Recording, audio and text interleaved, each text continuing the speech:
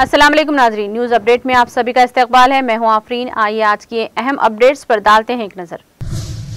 मुल्क में कोरोना के नए केसेस में कमी आई है। गुज़िश्ता 24 घंटों में 8000 से ज्यादा नए मरीज। ओमिक्रॉन से भी मुल्क परेशान।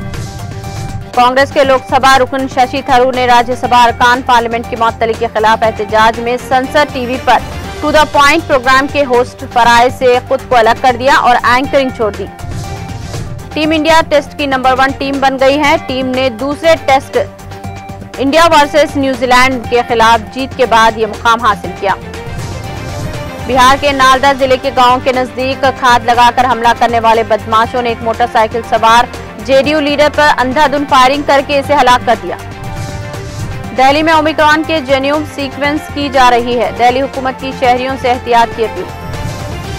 शहर हैदराबाद के बंजाराइल्स रोड नंबर 2 पर इतवार की आधी रात को एक तेज रफ्तार कार ने 2 नौजवानों को टक्कर दे दी, जिसके नतीजे में दोनों की मौके पर ही मौत वाक़ई हो गई। कश्मीर के अनंतनाग में महकमा सयाहत ने लगाया कैंप। सयाहत को फरोग देने की कोशिश। प्रोग्राम में मुकामी लोगों के साथ साथ सयाह भी मौजूद थे। ओमिक्रॉन वेरिएंट के खतरे के दरमियान कर्नाटक के एक सरकारी स्कूल और तेलंगाना के एक मेडिकल कॉलेज में कोरोना धमाके के वाकयात रिपोर्ट हुए हैं।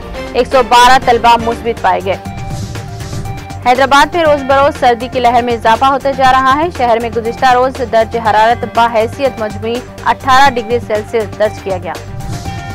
मलून वसीम रिजवी आज इस्लाम छोड़कर हिंदू धर्म अपना लिया। कुरान पाक की आयात हज़फ करने के लिए सुप्रीम कोर्ट में दरख्वास्त देने वाला मलून ने हिंदू मजहब कबूल कर लिया। और न्यूज अपडेट में फिलहाल इतना ही। दीगर अपडेट्स और प्रोग्राम के लिए जुड़े रहिए टीटीवी के साथ।